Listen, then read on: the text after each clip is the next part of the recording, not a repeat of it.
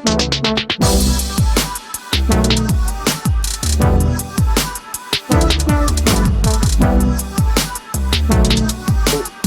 all financial wise do you talk about? Because I know you've done a lot, like a lot of financial people. You've done a lot of finance and, well, not finance, but like the PPP stuff, the stimulus. Mm-hmm. I also see you do some LLC S corp building videos and cryptocurrencies. You said, I saw in a couple of your videos where you state that you're yourself a small business owner. What does that all entail? So my name's Evan, and I've been an entrepreneur my whole life, dude. I didn't always know it, but that's what I was doing. You know, when you're selling CDs and burning CDs for kids at the bus stop, and and you're putting labels on them and shit. Entrepreneur, hustling lawns, trying to get them mowed for $2 a piece, like buying my own gas and shit. Like, yeah, entrepreneurs from the very beginning. My first big hit was a lemonade stand where I made like $60. That was cool back in the day, right? When 60 bucks was actually something. Right, exactly. When we were charging 25 cents for a glass of lemonade, thinking it was expensive. But anyways, if you fast forward a little bit, I'm one of those guys that was brought up like, go to school, go to college, graduate with a bunch of debt, go get a job, go work that job, where hopefully you can get a pension. And then if you're a good boy, you can retire and you'll be allowed to live by yourself without anyone bothering you. Hopefully you'll pay off your mortgage, because that's going to be a son of a bitch too. Healthcare, figure that out too on your own. And that's kind of how I was, brought up with that mentality. So I did it. I was like, okay, what else do I know? So tried a bunch of jobs, figured out that, I was like, oh, firefighting, that's where I want to go. I want to become a fireman. So I spent 5 years becoming a fireman. Yeah, thanks. Yep, I just left like last December, so it's still very fresh. So I did that. Got geared up. Took me 5 years to get hired, and I got my paramedic and started working for the fire department. And it was great, and I loved it. And I was growing there, and I was learning, and then I reached a point where I wasn't anymore. And I realized that there's more to life than working hourly, converting your hours of your life into money. And I was like, I can only earn as much as there are hours in a year. Like, can't I go beyond that? What do I got to do? And that's when I started, really, really digging into entrepreneurship and seeing like, all right, let's do this legit. Instead of like side hustles and, making it work, let's do it legit and not only create a product or a service, but let's create a company. And so that's what I spent my time doing, my free time at the fire department, my free time on my days off. And my wife and I invented a product, and we brought it to market, and we've been successful. And that company has allowed us to learn. And those teachings have allowed me to create content about business development. We've taken that extra money and really educated ourselves on investing and finance, which has allowed me to talk about it more. And I've always been a player in the crypto space too, like from the very beginning. So the Vanader is my personal brand, and it's where I talk about three things: business development, finance, and cryptocurrency. My goal is to educate people through content so that they don't have to learn the lessons the same way I learned them, the hard way. That shit sucks. So I have companies that I run, my wife and I run, and we do great, and that's our bread and butter. And so this is a way for me to kind of give back and create a community around business development and take the scariness out of it, while at the same time having a really good time, because I love doing this. Yeah, I mean, honestly, and I think a lot of people are kind of opening their eyes to that now, especially myself with the pandemic and everything that was happening. Everybody thought it was this whole 9 to 5, work to your 65, and then slowly die on your couch while you regret the vacations you didn't take because you didn't want to take any days off because missed opportunities, and maybe I won't get that. Maybe I won't get that promotion or raise if the company thinks I'm not dedicated because I took the week that I'm contractually obligated to take off. Yep. But so if you just had somebody, just a random person who, let's say it's an alternate universe where it's Elon Musk, and Elon Musk hasn't decided that he wants to start a small business. You had 60 seconds to talk to him before the portal disappeared and just everything's gone. What would you tell him? It's like, how would you convince him? Start a business. Maybe it's not Tesla. Maybe it's something else he comes up with. He's on the verge of, I'm going to be an employee versus I'm going to be a small business. 60 seconds. What do you got to change his mind about wanting to start a business? Cool. Do you want it to be easy in the beginning and hard at the end, or hard in the beginning and easy at the end? Take your pick, because it's really easy to become an employee and work for somebody, but it really sucks when it's time to end and towards the end of that journey. But if you're willing to pull yourself up by your bootstraps and get your hands dirty and build a business, you can work your ass off now and have a much easier remainder of your life. And it all comes down to when you're taxed and how much work you're willing to put in up front. Which one of those are you? And he'll probably pick the business. I'm not gonna lie, I was not expecting anywhere near that answer, but that fucking blows my shit. That blows my shit out the water, dude. I was worried about not having a clip, but that's a fucking clip right there. I got you, dude. I got you. Dude, that's shit. If that don't light a fire on somebody's ass, that's just nothing. Well, they're just a cog in the machine. Yeah, right. Well, I mean, some people are comfortable being a cog, but if you find yourself as a cog in the machine, like getting that job, applying, like, okay, cool, hell yes, I'm excited. I applied, I started, they gave me a uniform, they tell me what to do, and then you're doing that, and like 15 years later, you wake up and you're like, what the fuck? I want more than this. It's real hard to get more. Yeah, real hard.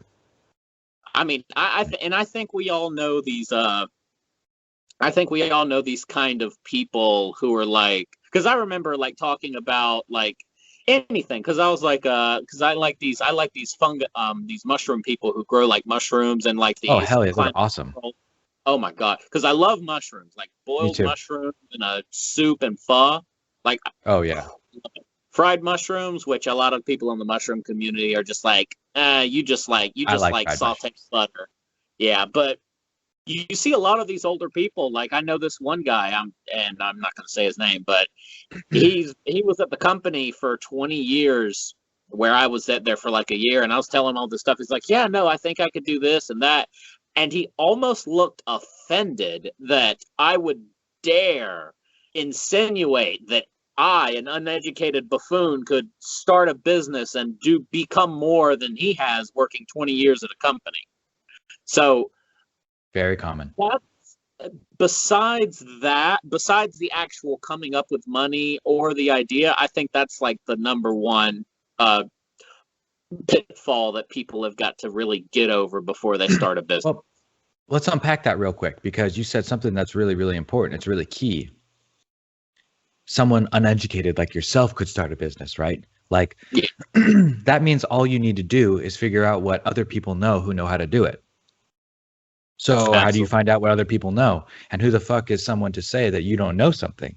And so I see where you're getting with that. Like, the only difference is between you and Mark Cuban is that he knows other shit and made different decisions because he knows other shit, right? The only difference between you and me is the same thing. We just know different shit. So we've made different decisions based on our experiences and what we know. So where do you go to figure out what you need to know to be a Mark Cuban? Yeah. Absolutely, because and even with the Mark Cuban example, it's not like he came up with these ideas and principles. I know there's a movie scene that I really reflected on. That's like it's like one of these like really like core memories with me. You know, like from that movie Inside Out. It kind of hit me really hard when I made this realization. It was a movie in a scene where a guy from a bar was hitting on girls. And like this really intelligent guy came over and it's like, it's kind of like calling him out on all of his shit. And then he starts like, and then the Chad dude starts quoting like Shakespeare or some artist. And then the guy like gives him the book, the artist and the year back word for word. He's like, dude, you're not coming up with any original ideas. You're just rehashing shit that you've come up with. And I'm like, but aren't we all just rehashing shit that we've already come by? So, everybody. I mean, it's like, it's very rare, like a percentage of a percentage that anyone comes up with a new idea or concept. So even right, at that standpoint, it's not really like, who cares if it's not your original idea? It probably wasn't that person's original idea too. It was probably an amalgamation of different concepts that he just put together. Mm-hmm. So it kind of, on the basis of education, we also have this kind of stigma in I don't want to say explicitly American culture, but since I haven't really left the US, that's all I'm comfortable saying is we hate school so much that after high school or college education's done, it's like I never want to see another fucking book in my life. I don't have to. I've escaped, and I think that's definitely stifled small business and entrepreneurship as well. Because if people just remember how much they hated calculus, then they're never going to pick up an accounting book, much less a software. Right? I totally get it. And that is true. And it's a big problem. It really is. School doesn't teach you how to be a business owner. They don't teach you how to do taxes or write a check. They teach you how to be a good employee. And because you're so turned off from learning, you're right. It makes it difficult to go learn again, especially on your own fruition. I almost failed out of high school, dude. I had like 2.8. I'm not stupid, but I didn't do well there. I just didn't do well there. It wasn't an environment for me. I didn't want to meet your standard. Like, fuck your standard. I'm not good at that. I don't want to do that. It doesn't matter if I'm not good at it. Let me focus on the things that I'm good at and I want to do and show me how to excel. It's not like that. It's not like that. And so I didn't do well. Yeah, absolutely. Like I remember I failed, what was it, 9th or 10th grade history, and I went to summer school. And then because like I think my grade was like maybe a 50 or a 45. It was like bad. Yeah. So everybody there, like the teacher there saw it and he's like, "Oh God, we got another special one. You need to put him over in the slow learners corner."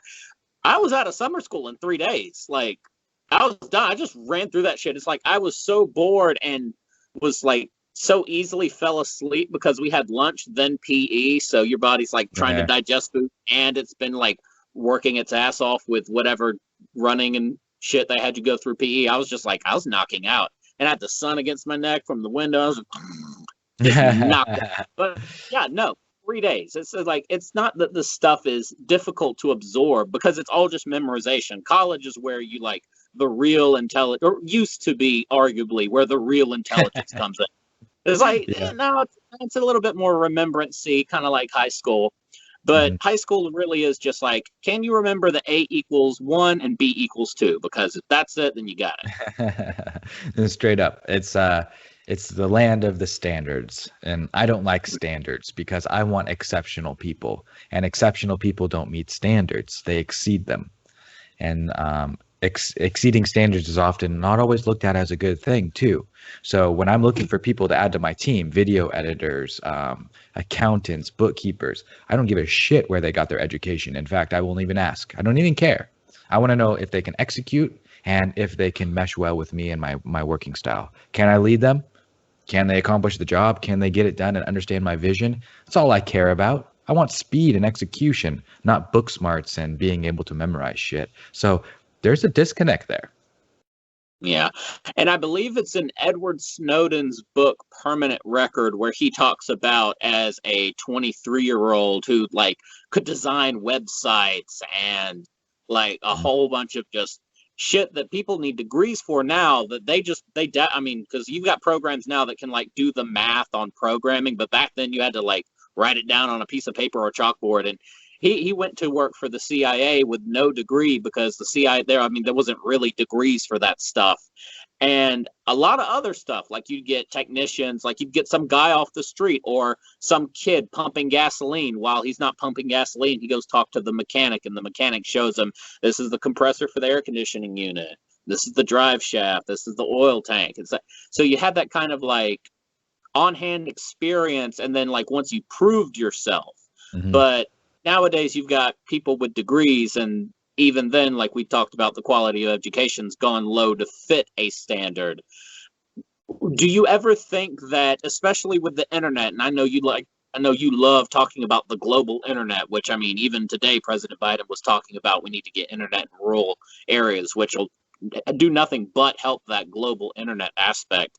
Do you think once we get that that facet covered, the global internet, do you think that we'll get to a point back to where it's more off of merit and less off of credential?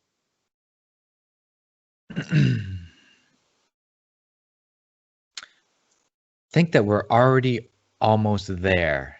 The old school people still care. You know, some people still care if you have degrees here in the States and whatnot. But I mean, we got connected to India and let's say Colombia, for example, online, and I can jump on Fiverr and I can find someone over there who doesn't have any of the same credentials in the US, but they can still do the job. I'm like, shit, dude, this is an untapped labor force that is a third of the price of US workers.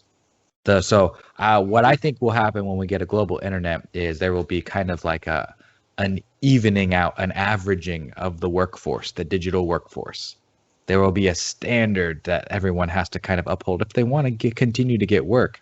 And it's going to be interesting because we're going to need a currency that everybody will accept for that. And that jumps into the Bitcoin because I, like you, love it. Love it. Fantastic.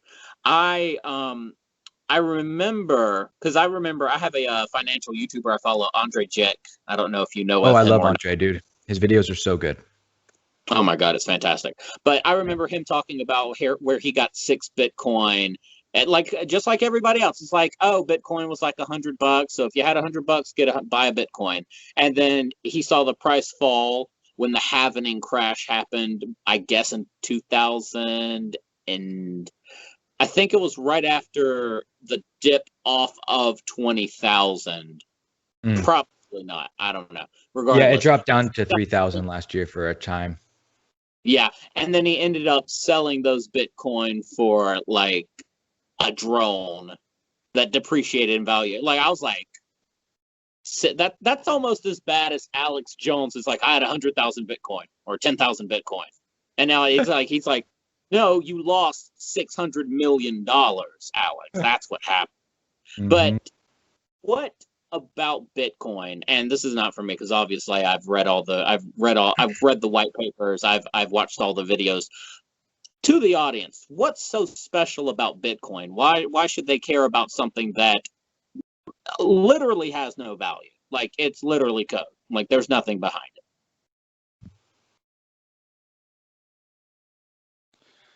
Control. I like control. I like it when someone can't reach into your bank account and take what's not theirs. I like it when bad actors don't have the ability to make forgeries. Now, along with that is a double-edged sword because you fuck up, you lose your shit, it's gone, right? So you have to be a good custodian of your money. And so it gives the power back to the people, and I really, really like that. I am like a true libertarian, dude. I do not like being told what to do or forced to take certain actions because somebody thinks they know better than me. They don't. And I don't like that. So that's why I've taken the stance of just really enjoying the freedom that comes along with cryptocurrency. Now, besides Bitcoin, are you into Ethereum, Doge? I think there was another one that just took 3rd place. I know there was another NFT-based cryptocurrency. What are your stances with altcoins? Not Ethereum, because I kind of like Ethereum's just almost, or could be as big or maybe half as big as Bitcoin potentially. So those other 3 and below, what are your opinions on these altcoins? Do you think they're just a waste of space, or do you think one could magically like rise from the ashes and kind of like usurp the 2? A lot of them are wastes of space, a good chunk of them, but there's a few good projects in there. There really are. Ethereum, I like investing in because I like putting money in the decentralized internet.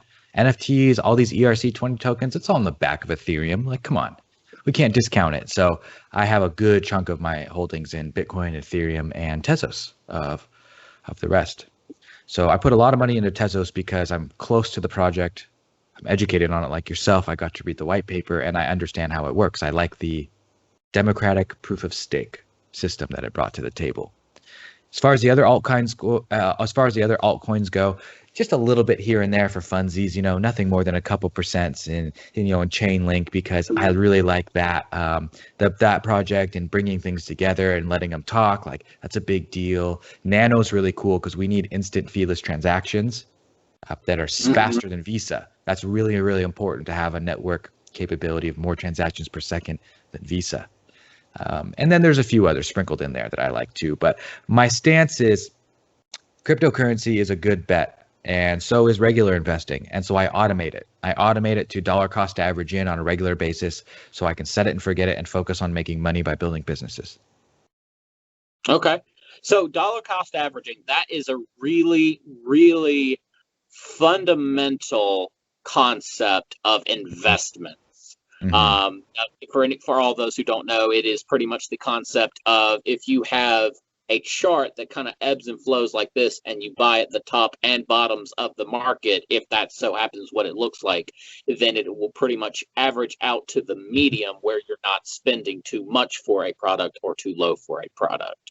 Yep. Which, of course, if you have something like happened last week with Bitcoin where it falls to 49,000 from 60,000, it would be nice to have like 2 or 3K to just rush in there real quick and buy Yeah. it there. But generally, if you're too busy, because I mean, if you had Elon Musk looking at his phone, waiting for Bitcoin to fall 1% to buy so he could sell at a 2% gain, it's like he would be losing money. He would So be losing money. Oh, dude, yes, yes. As we're not a good use of his time. And so I don't no, want to be glued to my phone. I've tried day trading and stuff. Not for me. I can't do it. I don't want to be glued to the computer. I don't want to be glued to my phone. Like I could be good at it if I wanted to, but I just don't want to. So I'd rather set it and forget yeah, it and focus on what I like to do. yeah. But yeah, I dollar cost myself, averaging is key.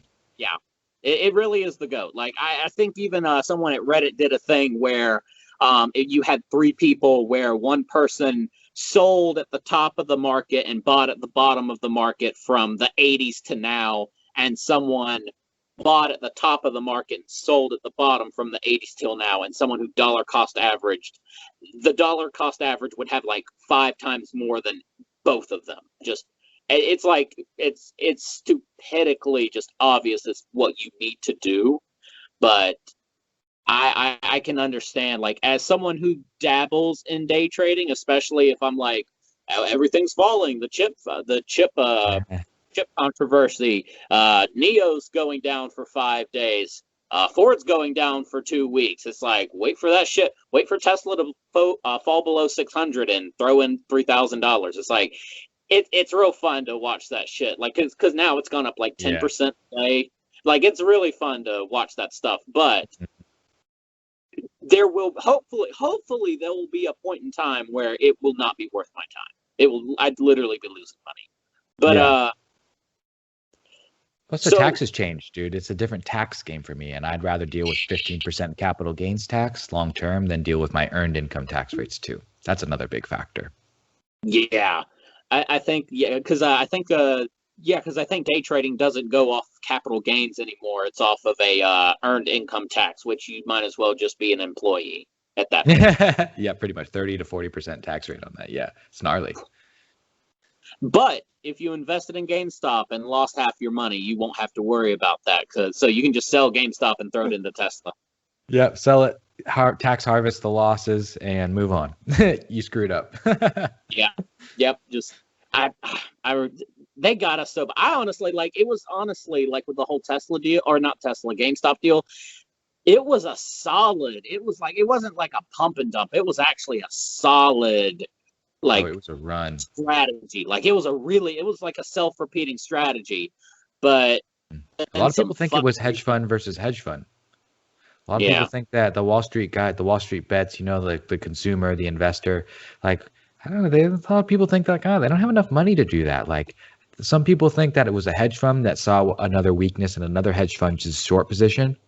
And so Uh huh. they piggybacked on top of Wall Street bets and kept buying and buying and buying. So they were forced Yeah. to cover their calls every day. Fuck, dude, that's savage. Yeah. Now, if we hadn't just been given what, $1,800 and like a couple, because like, what Wall Street bets is it, what, and let's say a third of the, I think they're at like 3-4 million at the height of it, maybe 5 million.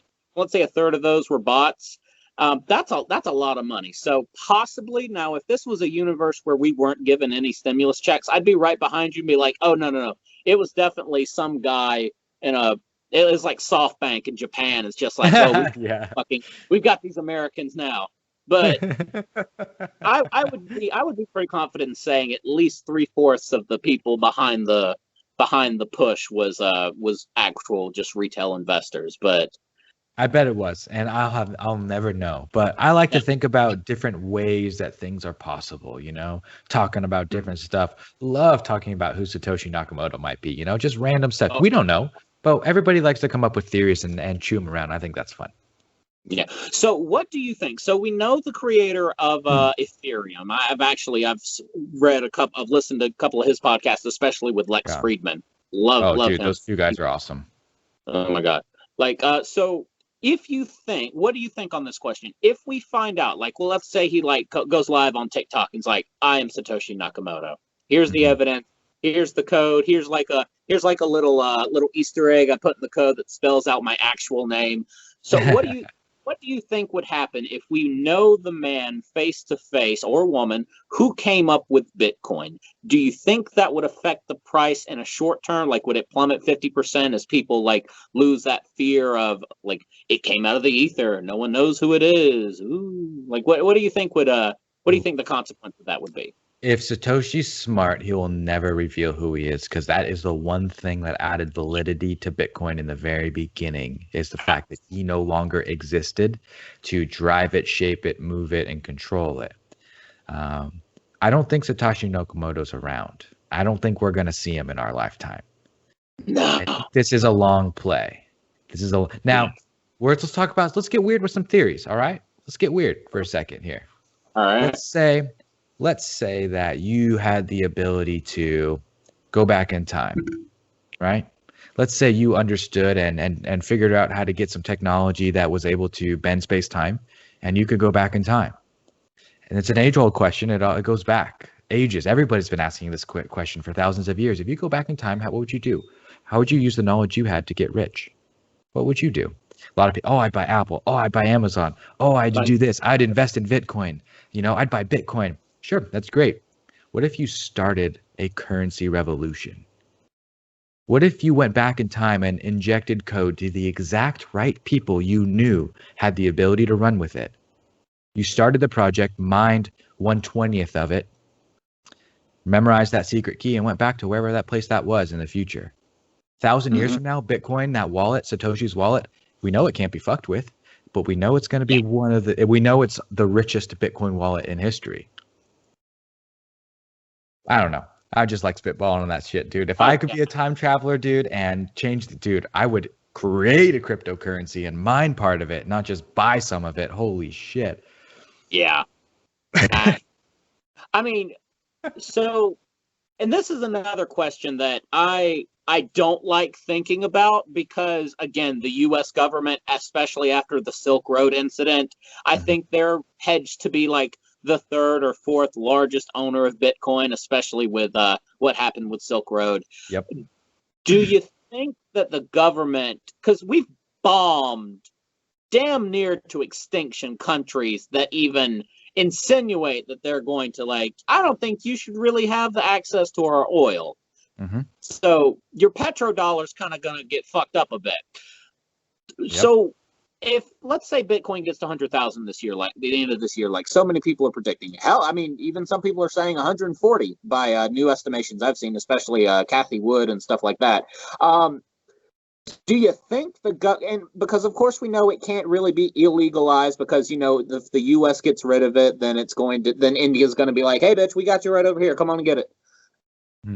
What do you think the lengths to either efficacy, the efficacy of the action that they take, or what they would like to do? How far do you think the U.S. would go in trying to fight Bitcoin? Or do you think it's so big at this point that they really couldn't? Well, let's take a market cap approach first. The market cap of Bitcoin is more than a lot of countries. And we know that the government isn't afraid to go take on another country. Oh, no. Right? So they'll do that. So it's I don't think it's fair to say that Bitcoin's large enough that the U.S. government would be like, we ain't fucking with that. We can't. If they're stupid, they will try and force it. But they're not going to make any headway because there's nothing that they can really do. They can outlaw it and they can do all kinds of stuff, which will be a big deterrent and whatnot. But someone else will pick up the slack and they're just going to be left behind. So what would be smart is if they hired the bright minds so that they could figure out how to capitalize on it, how they could figure out a technology that reads blockchain, maybe partner with someone like Link or, I don't know, OMG, figure out how to read these blockchains and figure out how to tax people accordingly. figure out how to get things registered and figure out how to, but even that is a tough thing to do. And they can barely get the DMV working. So it's like, dude, I don't know. I think, I like to think that they would learn their lesson from making gold illegal back in the day. I know. I remember reading about that. I was like, fuck, really? Shit. Could you imagine? It was just a gold grab, dude. It was a gold grab. And so it wouldn't be, I wouldn't be surprised if they tried that same thing with Bitcoin too. Turn your Bitcoin into us. We're going to give you $100,000 per coin value on it. Just give it to us. I mean, they're already printing money. I could see them printing a lot more to outlaw Bitcoin and have like a safe surrender program. Yeah, a safe surrender program for Bitcoin where they pay you. I mean, but so many people would just run with that shit. Mm-hmm. Mm-hmm. And then they become centralized, and then they hold most of it. You know, I don't know. I don't know that it would work, but that's like, I'm trying to come up with ways in which the government can fuck with my wallet and like cryptocurrency. I think about it all the time because that is a horrible existence. Why would you do that to yourself? Well, because I haven't been able to come up with a way in which someone can take my cryptocurrency from me without my say-so. And I'm trying to poke holes in my theory, like quantum computing. Like, what about that? Could you just brute force my password? And so I looked. No. Short answer is no.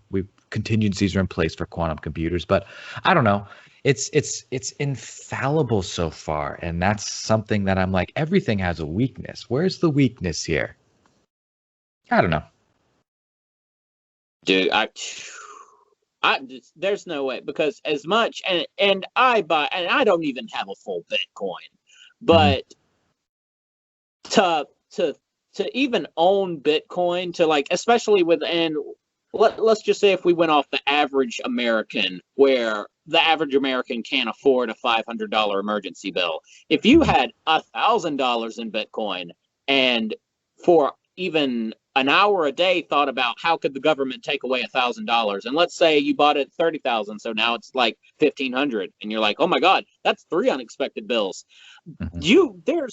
There's no way you couldn't do that. You just that's not healthy. That's like 5 hours of sleep a day for a year. I hear you. But I just know that I take comfort in the fact in knowing that I haven't been able to come up with a way yet.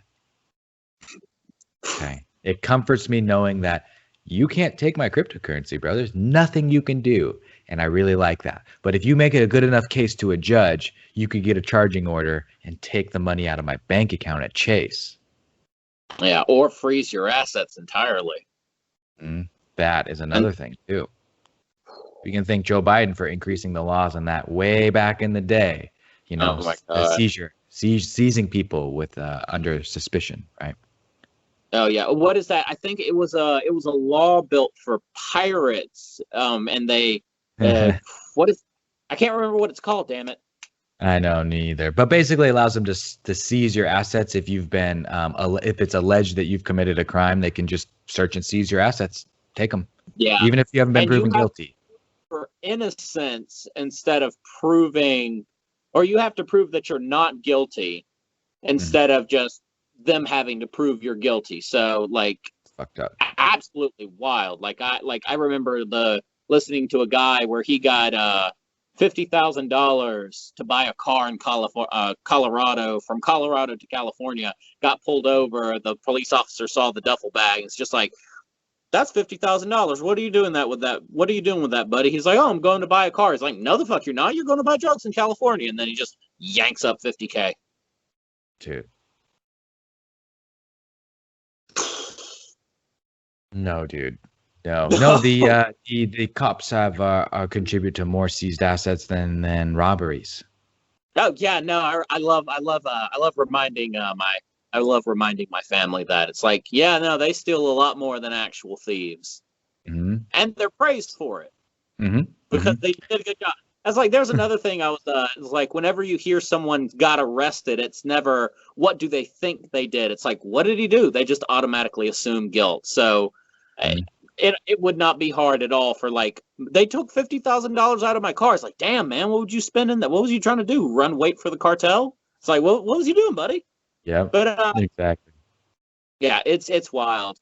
So as far as setting up small businesses go, what would be a quick overview of how would you recommend someone do that? When do they need to worry about their taxation rates, their LLCs, um, S corps? What are the kind of milestones that they need to worry about marking that Hmm, stuff up at?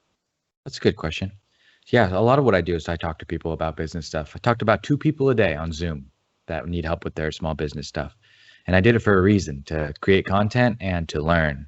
Because after doing it for like 6 months, I know what all the problems are.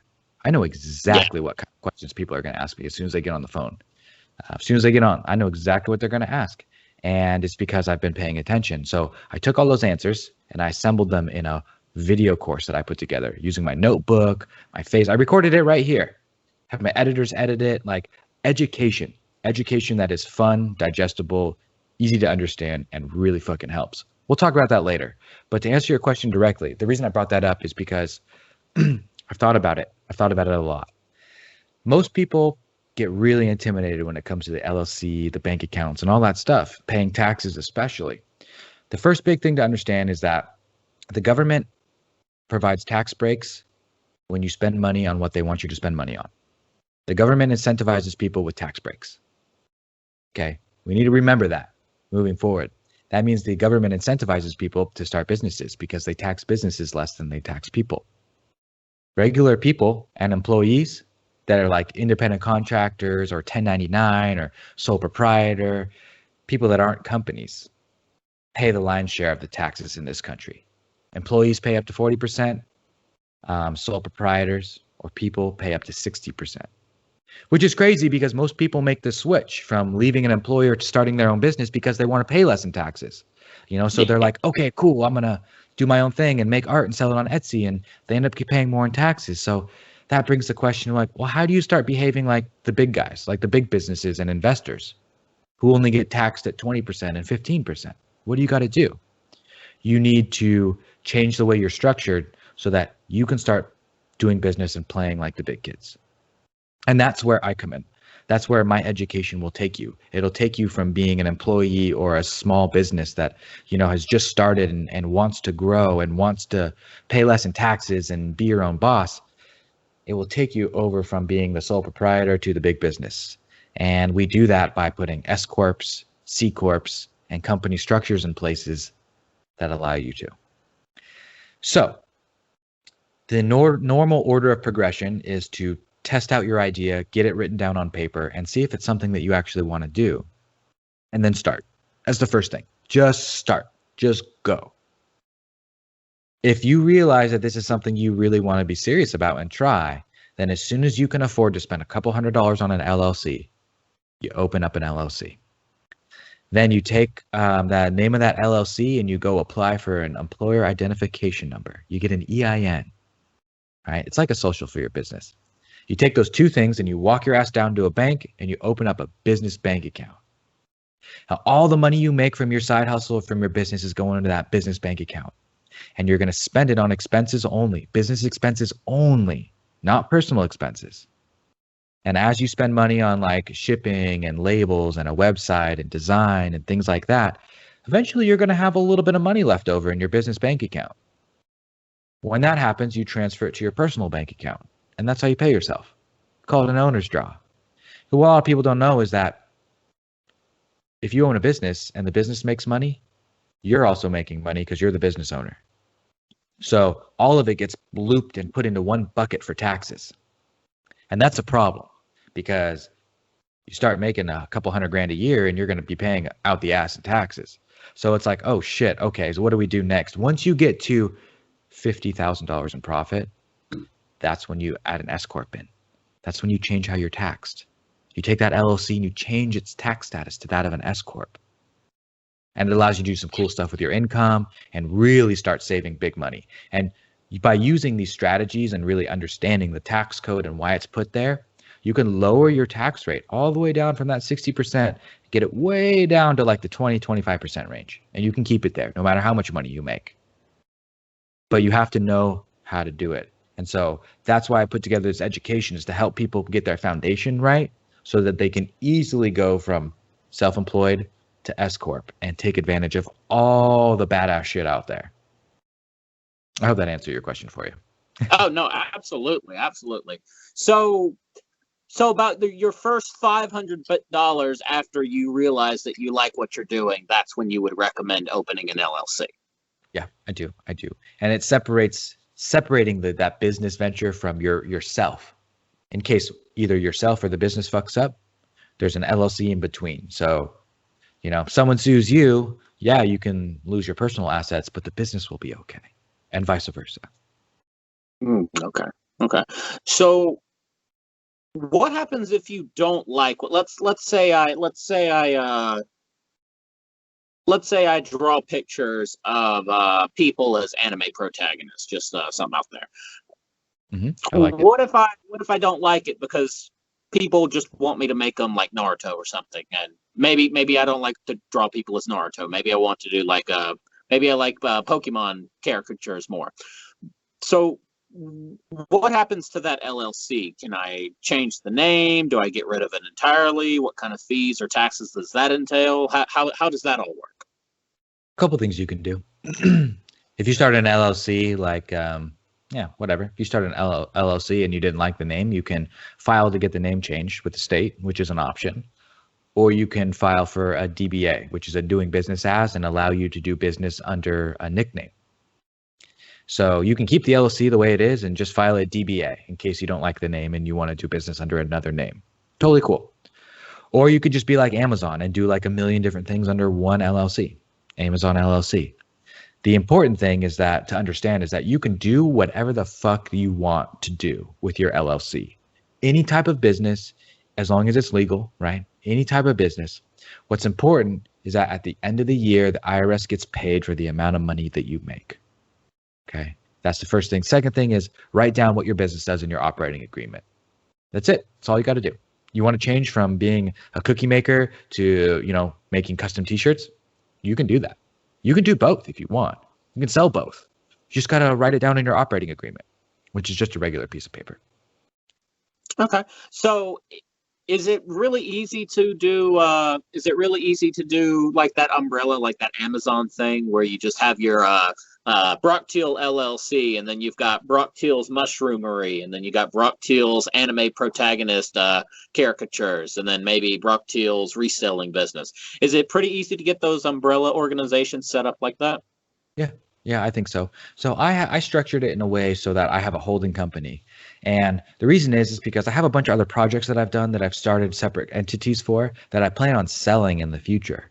So if you plan on selling it and cutting off an arm or a leg, then you want to make sure that it's separate from your main bread and butter. So what people like you and me want to do, Brock, is we want to form holding companies that are going to be married to us for the rest of our life. My holding company is Rex Enterprise LLC. It's a Wyoming LLC taxed as an S Corp, and it's a production and a management company. And it manages all of my other ventures. All of my other companies pay it management fees. All the money gets collected in my holding company and it gets split up into distributions and salary so that I can save money on taxes. I also set everything up through that company. My holding company has my payroll and, I pay for certain things, company car, cell phone, internet, things like that. So that when I go and sell Scorch Marker or sell one of my other companies, it doesn't affect things I've set up. So that's something that you need to take into consideration too when you're starting your ventures and figuring out what you want to do. Okay. Now I heard of this. I believe it would be best to call it a tax loophole, where you set yourself up as the 100%, the entire owner of all the shares of a company, and then sell those shares to another person, and through some legal jargon that's you don't have to pay any type of taxes off of that. If that's true, could you explain what that is and how that works? Yeah, so there's not really a loophole for that. It's actually built into the tax code, and it's not a 1031 exchange. It's a 1202, I believe. So here's how it works. You need a C Corp. C Corps are very different than S Corps or LLCs and other things. C Corp is a tax status, first of all. So you would form either an LLC or a corporation and have it taxed as a C Corp. And C Corps stands for like corporate, like really think of it as corporate, big business. It allows you to divide an entity up into a bunch of different shares of stock. It allows Okay. you to split it up so that you can sell 1 million shares here, sell 1 million shares to that person, and get funding and have people buy portions of the company. The reason C Corps are so cool is that if you have a C Corp for more than 5 years, when the C Corp is sold, you don't have to pay any capital gains tax on it. Zero. No taxes. Here's the kicker. You have to have it for 5 years, and every single dollar that goes into the C Corp gets taxed at 21%. No ifs, ands, or buts. No way around it. When money comes out of the company, it also gets taxed. So there's double taxation there. So a lot of people use C Corps for like tech startups where people aren't going to be getting paid a lot and there's going to be a lot of money flowing in, right? But you're not going to take a lot of salary. You're not going to take a lot of distributions. It's going to be one of those long plays. So C Corps are used, and you can literally sell a company without any capital gains using a C Corp. But you need a few people to execute it. You need a mergers and acquisitions attorney, and you need a CPA who's well versed in that sense, so that you can make sure that you check all the boxes so you can have a tax-free sale. Totally possible. So if you had it as like a side business and you wasn't like, it's like I'm Elon Musk or I'm Jeff Bezos or Mark Zuckerberg and I dropped out of college for this and this has to work or I'm going back to washing dishes or my dad's going to open a McDonald's franchise. So if this was just like, say you're successful and you've got like this AI toothbrush that can like sense plaque and then tell you to brush there better. So you would pretty much keep all profits in there, increase the market cap as much as physically possible, and then in 5 years sell it for nothing, for no taxes. Yes, the sale, no taxes. Yeah. But remember, every dollar that's coming into the company is 21%, so the government's getting their cut for sure. Oh, yeah, I thought there was something else. You kind of dropped out a bit, so that's why I'm just reconfirming this. So it's all money brought into the company, regardless of deductions or anything, is taxed at 21%. Yep. And then any money that's paid out is also taxed on your personal tax return. So it's double taxation. That's why C Corps aren't very popular. They're very niche and they're very specific to their use cases. And if someone just goes and forms a corporation in their state, it defaults to a C Corp. And if they do that without understanding, they're going to screw themselves a little bit. Man, they're going to get it. Yeah, that's why I'm really big on LLCs and S Corp taxation, because I don't do a lot of the big business and Series A, B, and C funding rounds and shit like that. I'm trying to help the little guy get himself in a good spot so he can be like a big guy and have the potential. I like that. I like empowering people. So with that in mind, how crucial and how absolutely fantastic is YouTube, TikTok, the internet in general? How transformative do you think that has been and will be to what you do and what you hope people will accomplish by what you do? I wouldn't have been able to do what I'm doing now before TikTok. I wouldn't have been able to do it. Yeah, I wouldn't have been able to do it. Their technology has given me a way to get attention and a way to, dude. Oh yeah, I play MMOs. I love MMOs. I've always loved playing MMOs. I'm a min-maxer. I like going into capped raids with the absolute best in slot gear. I like making it to the end game and being the first person to take down the NA first. I love that shit. I love going to the nth degree and really min-maxing stuff. And so when it comes to, where were we? We were talking about taxation. Now we're talking about TikTok, the internet, and why TikTok is better than YouTube as far as discoverability. Gotcha.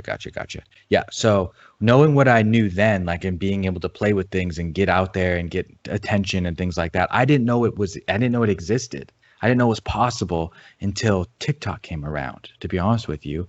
And once I saw that 1 minute, serve it up to you, like you don't get to pick, there's no scrolling through recommended features. It just goes and it learns and it uses its AI to put, what you like in front of you. That is a game changer, because I started learning things that I didn't know the answers to.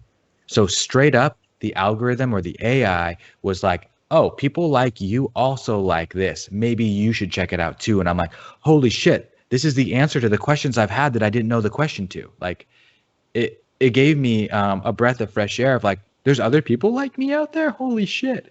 And it gave me the confidence I needed to start engaging and paying attention and getting that fire for learning again. I owe a debt of gratitude to TikTok, man. I do.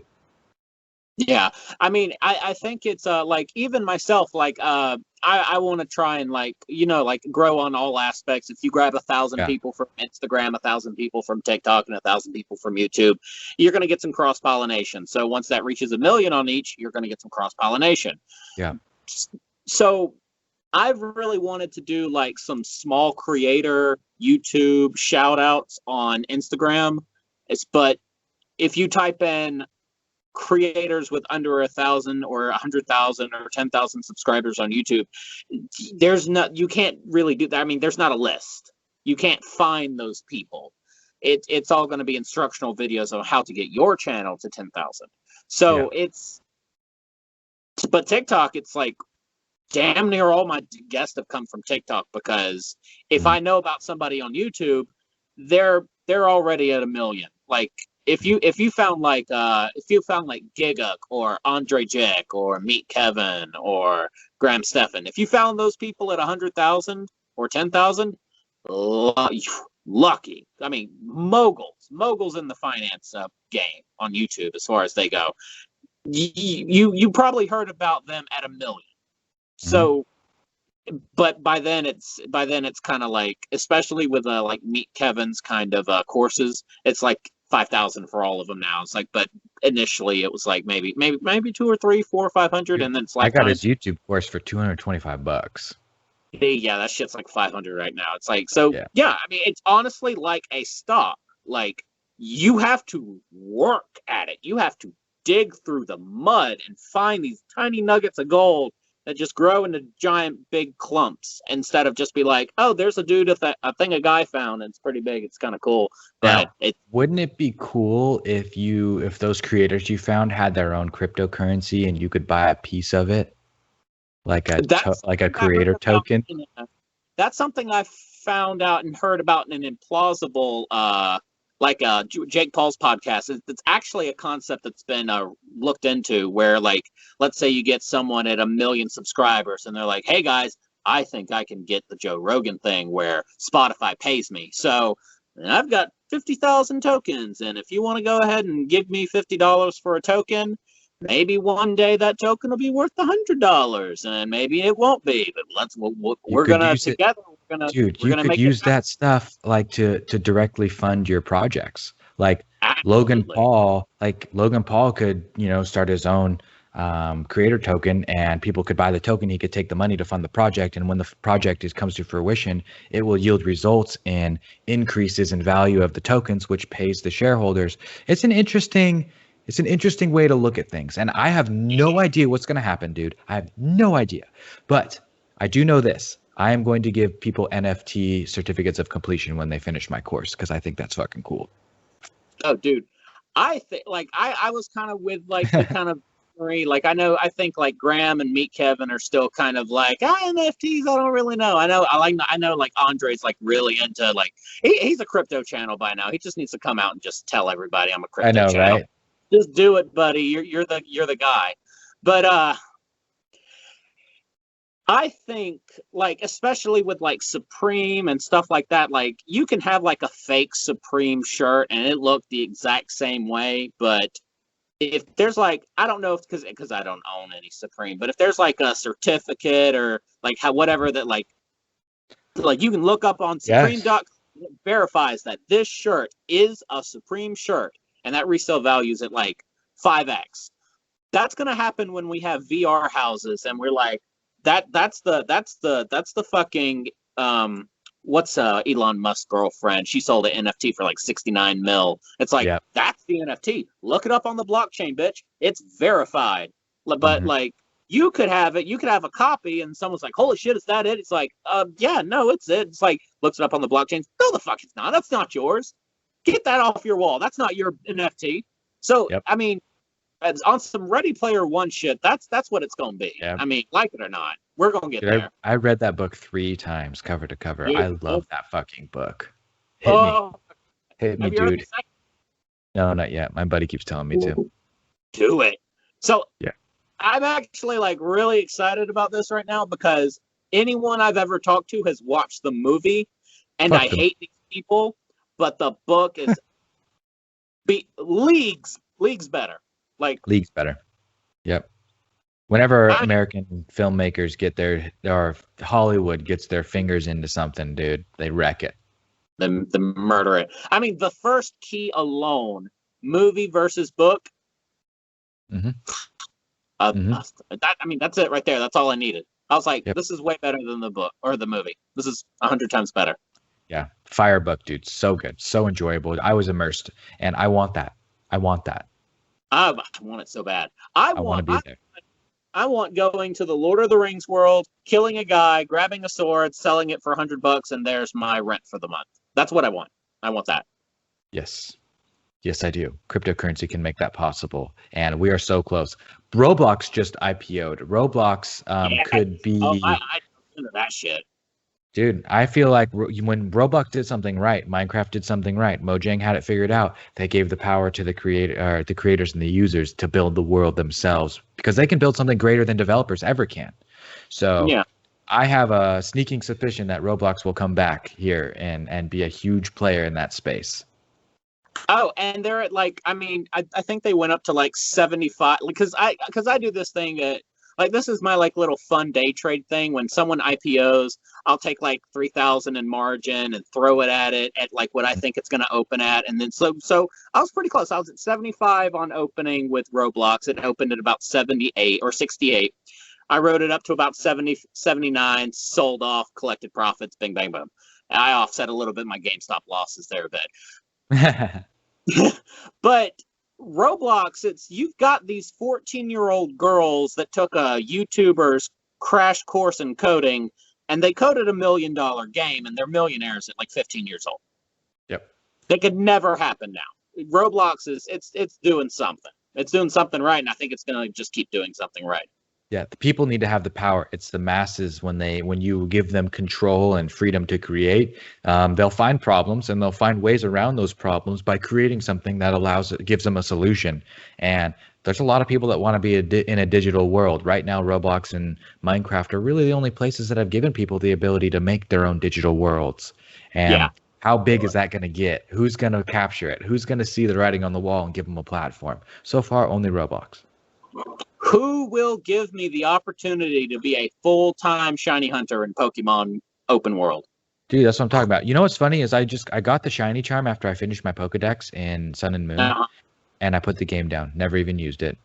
Oh my god! I got to the completion aspect, and I'm like, nothing left to do, dude. No, I'm moving on. Isn't that funny? Yeah. I was using the pseudo method and everything. $50,000 without question. Mm-hmm. I'm just gonna grab one and sell it to someone for $50,000 in Bitcoin. Just be like one Bitcoin, and I'm gonna throw it up on. I'm like, hell, I could throw up an Ethereum. Just grab the code of this Dratini, shove it in an Ethereum contract, throw it up into the ether, and then just go back to shiny hunting, get a notification, and bing, someone bought your Dratini for the set price. I love that, dude. I love that. Ah! Dude, if you could be a full-time shiny hunter, you could be a Pokemon hunter. That could be your job description. Could you imagine? Like my parents used, because my parents were part of the Southern evangelical, like Pokemon is the devil, Alakazam's mustache, or the upside down pentagram. They found Pokemon cards, they threw them in the blender, set it on fire. It's like those cards are worth like I didn't get like a Charizard or anything, so nothing too drastic. But like it's like, see this card, you remember this card? It's $50 right now. You ruined my life. but now, like, even video games, it was like, don't waste your time, they melt your brain. And now we've got professional Fortnite players, and you've got Ninja making $100,000 a month playing Fortnite. I will never be the person that tells my kids that get off the games, they're melting your brain. Like, I won't now. Dude, there's so many. That's like the big disconnect between the people who raise me and the way that I'm going to raise my kids is the difference is I'm going to figure out what it is that they're really, really, really into. And I'm going to stand behind them and support them instead of trying them to get what I would think they should do. Yeah. If someone has passion and drive and motivation, they can go places. Yeah. Oh, absolutely. Like we've got some people like that outdoor guy, that kind of like off-grid dude on TikTok, where he's like, "Can I make a knife?" Yeah. It's like that guy's a hobo. Hell yeah. Like in the 90s, it's like he's a hobo, he's a vagrant. Now he's, I wouldn't say multi-million, but he might be approaching $1 million off of TikTok AdSense. It's like maybe, possibly, but he's doing it. He's making more money than you are, mom. But I mean, so it's really skills like, especially are skills. Yeah, skills are skills, and the internet lets you capitalize in a way that has never been conceived before. It's a great equalizer, man. It's the same place where a soccer mom and a homeless guy can compete for the same item. You know, it's cool. It's a great equalizer. Anybody who has skills can get out there and earn. You give me a laptop and you take away everything that I have built right now, and I guarantee you I can build it back up again 10 times faster than I did before. Because all I need is this and an internet connection and a computer. Like, that's it. It's what you need. Absolutely. And even me, someone who's trying to run a podcast, start a network, build a brand with 3 megabits of download data speed and a Samsung S10, you can't stop me. But once I get a brand new setup with a RBX GPU and some Starlink, you can't stop me. Nope. And all you need is an internet connection, man. All you need is a better internet connection. Starlink, I ordered a couple of Starlink units for some real estate up north. And dude, fucking sick, dude. Fucking sick. Oh my satellite God. internet. Because like right now, I'm trying to like contact another internet provider like a mile away, and they're like, "Well, it'll cost $5,000 for us to run it out there, and you have to get someone because you're not within half a mile of the closest internet thing." It's like, no, Starlink, fuck you. You'll go out of business in like 5 years. Yeah, exactly. So you mean to tell me that you're gonna go take a shovel and dig in the ground to harvest copper, smelt it down, string it out into a long wire, and you have to dig underground to run that to my house so I can get connected? Fuck you, dude. Yeah, no. I'll take the satellite internet. That's better. I'm gonna have Elon pissed off the I can't think of the word. Providers. No, not the professional, but you're not a professional. It starts with an A. Jesus Christ. Amateur. Amateur, yeah. You're gonna piss off the amateur star watchers. It's like, is that a star or is that a satellite? No, we're gonna do that. That's all right by me, dude, because internet service providers need to fall. They're dinosaurs that need to go. Yeah, they do. They really do. And I think they had that. I think they tried it starting that. I think there was a community in Chicago where one guy like found a way to become an ISP, and then he like hooked it up through like Bluetooth satellites, and the internet's like, no, we don't like that. Fuck you, no, stop it. Yep, that's fucking tough. Yeah, no, let's shut that shit down. I do not like that. No, absolutely not. And I think we're going to like, especially like how the internet used to be. Like, it's like you get 3 megabits, or you get like half a megabit worth of speed. You get 3 gigabytes a month, and you have to pay us $100 for every megabyte you go over. Yep, that is not.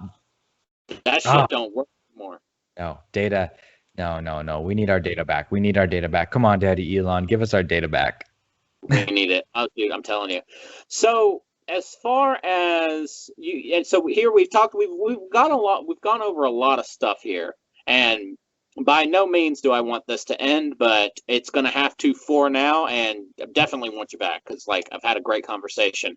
But if we were to leave somebody with a bit of information about small businesses, getting yourself just to do what you want, trying to, like, get outside of that clog, you don't have these many people. Like I remember listening to Graham Stephan, Andre Jick, me, Kevin. They've all started out at about real estate agent, card magic guy, real estate agent. So around 50 to 100,000, depending on how they perform. I think Andre said he was at like 50,000. How would you take the average American who makes, let's say $12.50 an hour. Let's say $12.50 an hour.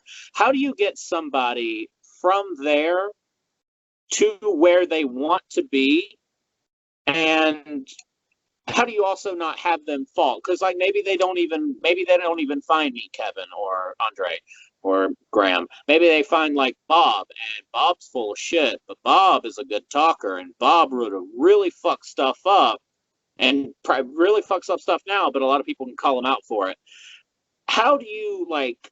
I know a lot of those guys. How do you tell people to like not fall for that? Like how do you distinguish the meet Kevins from the Bobs?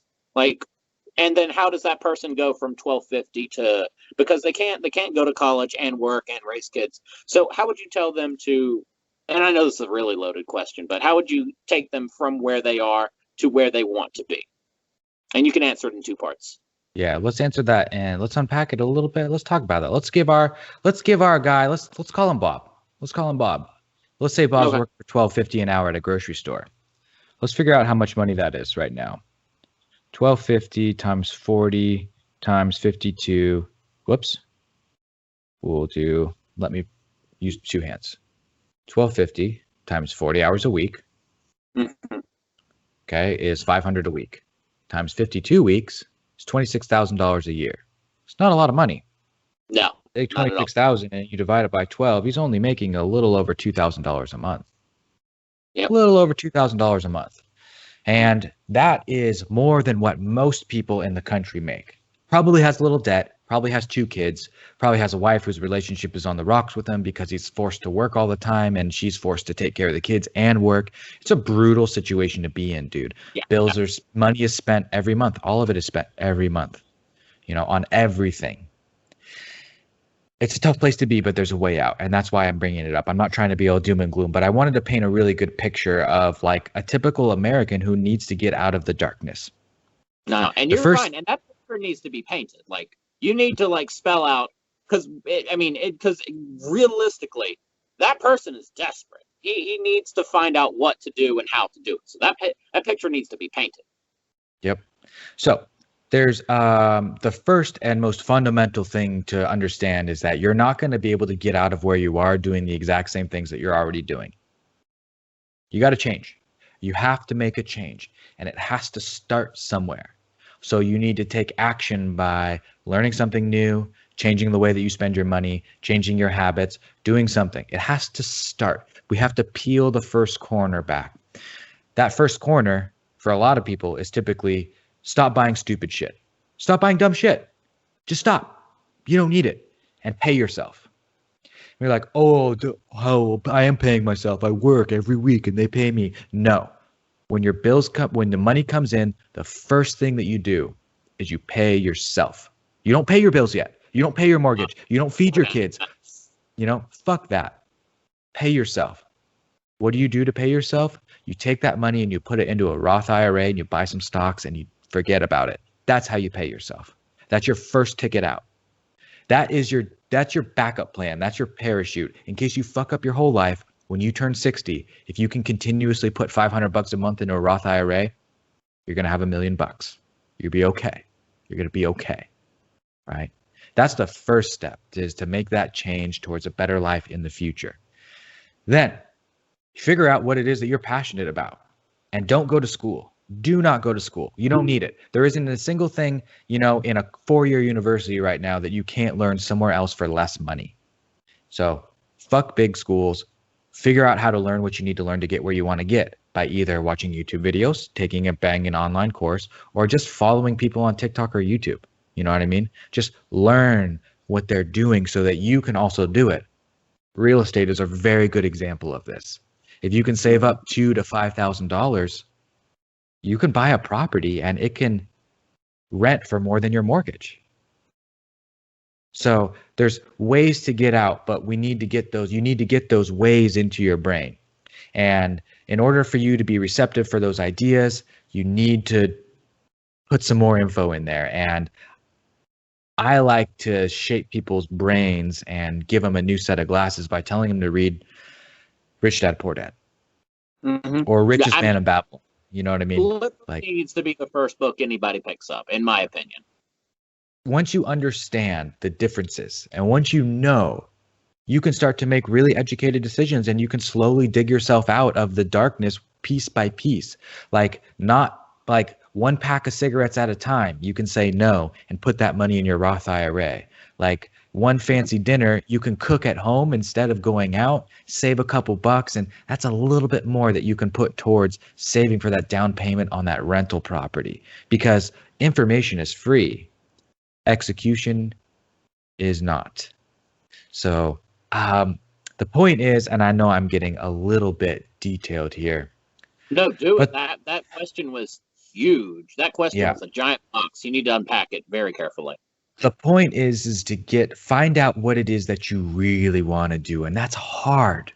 But some people know deep down inside that they just want to paint action figures. Some people do, or some people know that just deep down inside, they just want to mow lawns and drink beer. That's all they want to do in life, and that's okay because there are a need for employees, there's a need for business owners, and there's a need for business owners who just want to make 150 grand a year doing what they love. Yeah. There's a need for everybody, no matter what it is. So find out what it is that you like and, use me as a scapegoat to like stoke your fire. Like blame it on me to like, just get out there and try it. Like start documenting yourself and fucking, you know what I mean? Get on social media, do the things that you need to do to show people what it is that's special about you. And they will find you. But if you never take any action, you're going to be locked away in this box and no one is ever going to know. And you will remain that way until you die. And I don't like that. No. It's so unpacking that just a bit further, where you're talking about putting $500 into a Roth IRA. That is not for the aspect of building wealth for the immediate future. That is on a fallback just in case everything fucks up, because everyone can't be successful, right? Everyone can't be successful, and everybody needs to plan for the future and their retirement. There will come a time in which you can no longer convert your body's energy into money, which is blue collar work. There will come a time when your knees are fucked up and you can't get out of bed. How are you going to earn? So you need to take a little bit of what you're earning now and grow it. Let time work on it. Let time grow that money for you so that when you need it, it can be there. Every single person on this in the United States should have a Roth IRA. That's it. Hands down. It is ridiculous, like at the just discrepancy of people that just don't even know what the stock market is. Yep. That's our job, dude. We need to educate people so that they understand. And when they understand, they'll be able to take advantage. And when they can take advantage of the stock market, they can be healthier and live longer and live a more prosperous life. If 10% of the United States did that, the country's GDP would skyrocket. Productivity would skyrocket. The place would be better as a whole. So it all starts with education in my mind. So I'm glad you asked. Yeah, absolutely. Now, Bob, we're going to help Bob. How is Bob going to, and since the antagonist in the scenario was named Bob, let's call him Andy. Okay.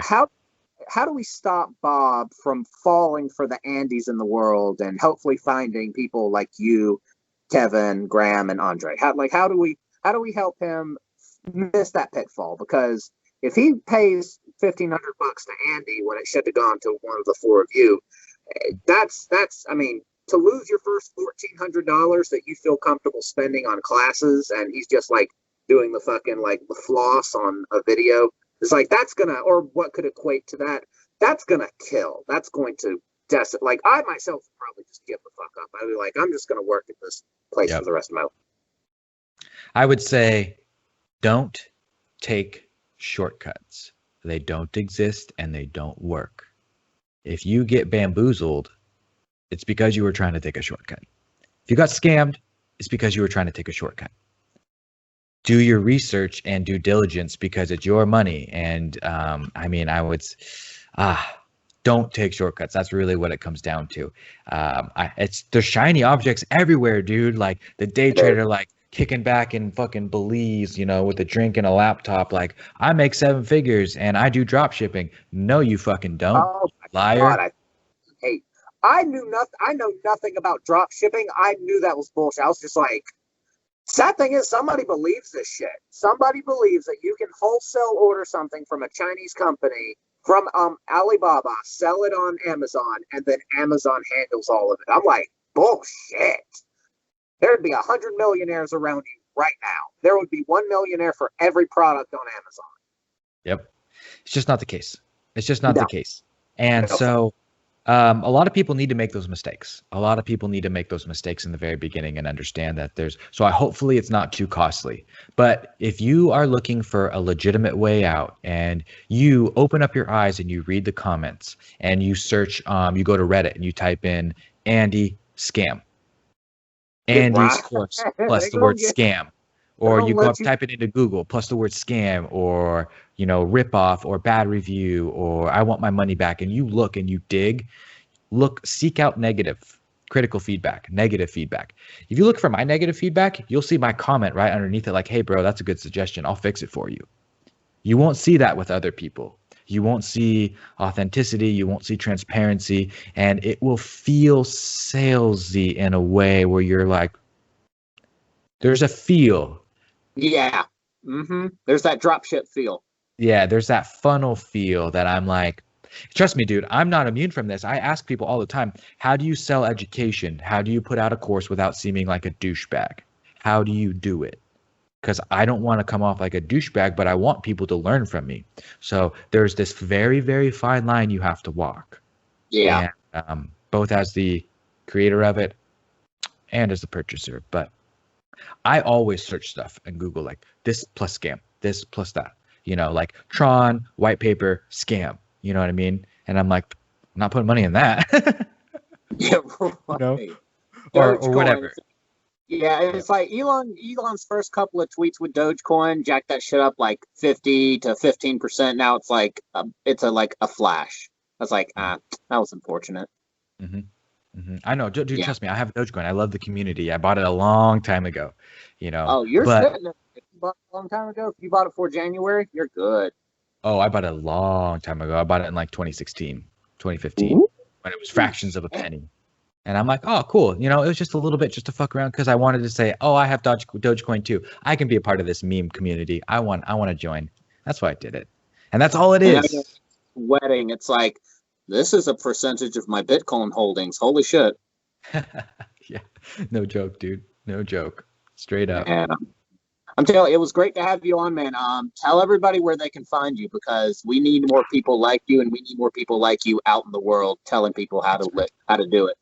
I appreciate that. So I put out a ton of stuff on my YouTube channel, my long form content, education. I put out short, punchy stuff on TikTok. You get a nice little mix on Instagram and whatnot. But the bulk of where you can really learn from me is on my website, Vanader.com, Vanader. And that's my website where you can get in touch with all my social media channels. You can text me. You can take my courses. You can read my blogs for free. Whatever you want to do, you can at least get to know me there. Links to the PPP, all that other stuff. Vanader.com will help you get to where you need to get. Absolutely, man. And as you say at the end of every video, you've got to be good to future you. And it was great having you on, man. Thank you so much. Thanks for having me, dude. I appreciate you. All right. See you guys. Bye. Bye.